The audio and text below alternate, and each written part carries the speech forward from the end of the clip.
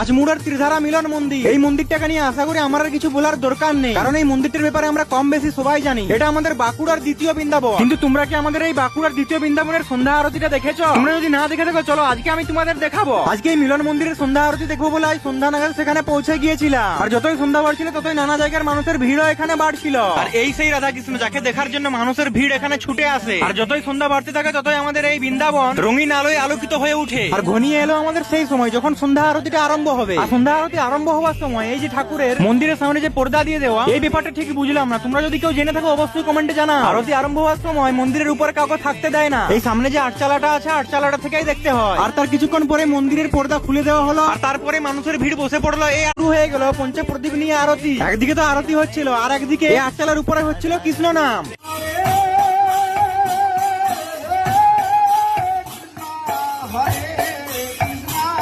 আর এবার চলে এলো সেই শেষের মুহূর্তে। এবারে আরতিটা শেষ হবে, আর শেষের মুহূর্তে সবাই কৃষ্ণ নামের তালে তালে নাচতে আরম্ভ করলো।